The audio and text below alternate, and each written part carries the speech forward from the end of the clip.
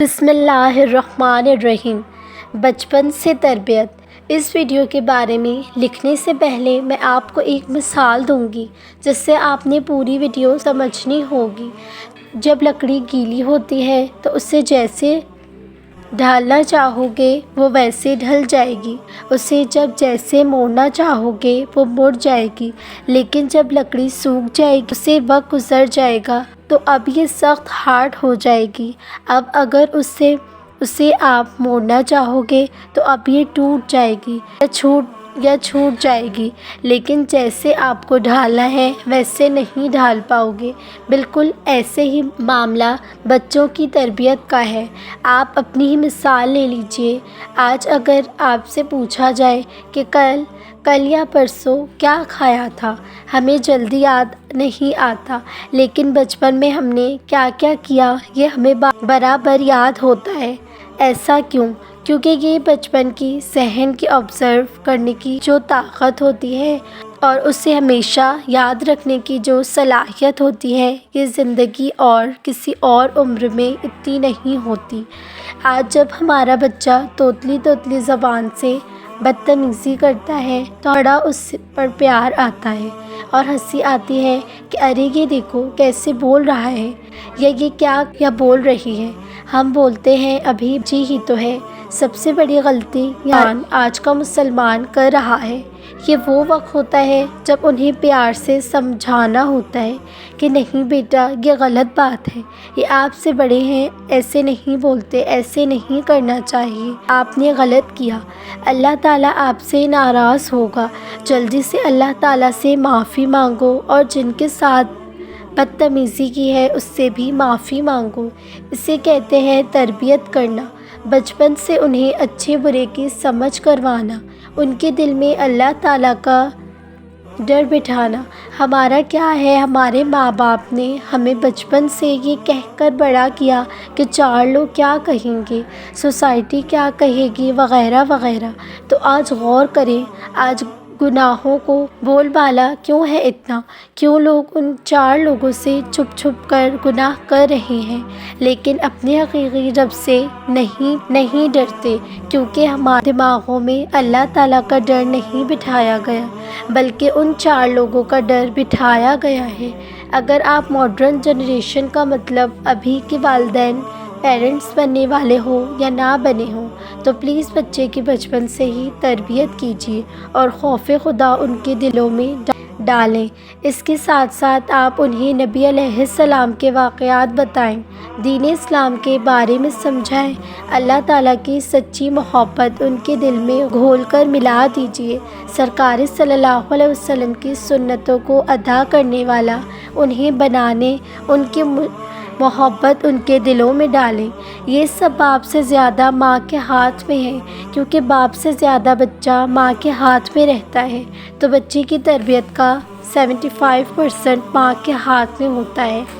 اس لیے ماں کو بچوں کا پہلا اسکول، پہلا مدرسہ، پہلا ٹیچر بھی کہا گیا ہے۔ پلیز اگر آپ اس ویڈیو کو سن رہے ہیں اور آپ کے سامنے ایسی کوئی چیز ہو رہی ہے تو اسے روکیں اور دین اسلام کو برباد ہونے سے بچائیں۔ یہ اسلام ایسا ویسا مذہب نہیں ہے۔ ہمارے نبی علیہ السلام اور صحابہ کرام اور بھی بہت سے اللہ کے بندوں کے خون پسینے سے آباد ہوا ہے یہ دین۔ گھر کے گھر لوٹ جائیں اسی بچپنے میں، اسے یوں ہی اپنی غلطیاں اور کوتاہیوں سے برباد نہ کریں۔ تربیت بچوں سے ہی ہوتی ہے، انہیں بچپن سے ہی صحیح غلط کی سمجھ دیجیے۔ جزاک اللہ خیر۔ ہم نماز کیوں نہیں پڑھتے؟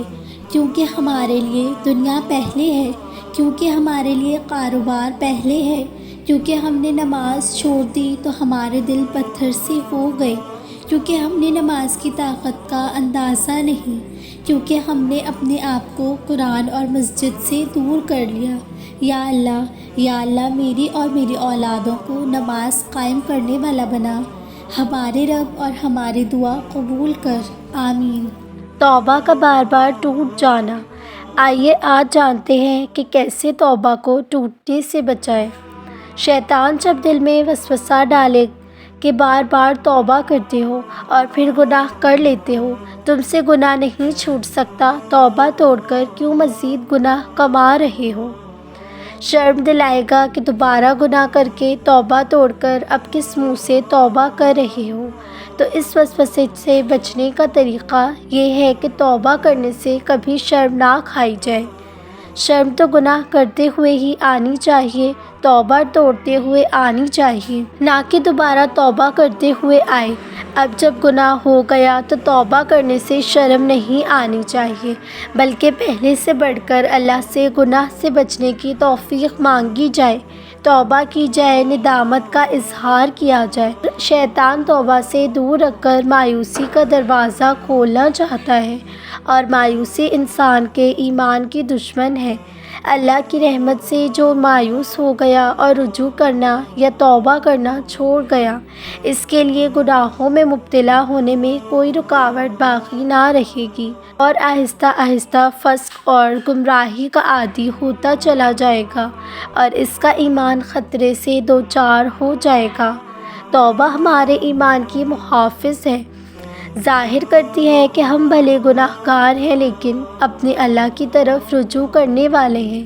اس لیے گناہوں سے بچنے کی ہر کوشش کے ساتھ ساتھ اگر گناہ سرزد ہو جائے تو اسی وقت رجوع اور توبہ کی طرف متوجہ ہو جائے، اور توبہ کرتے وقت سچی ندامت اور یہی پختہ عزم ہو کہ دوبارہ گناہ نہ ہوگا۔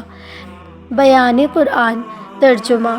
اور وہی ہے جو اپنے بندے کی توبہ قبول کرتا ہے اور گناہوں کو معاف کرتا ہے، اور جو کچھ تم کرتے ہو اس کا پورا علم رکھتا ہے۔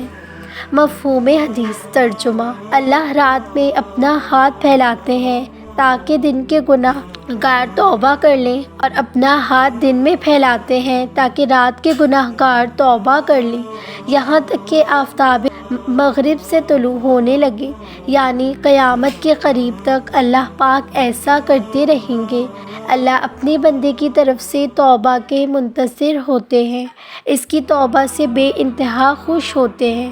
اس لیے ہمیں کبھی شیطان کے توبہ سے شرم یا مایوسی کے بہکاوے میں نہیں آنا چاہیے۔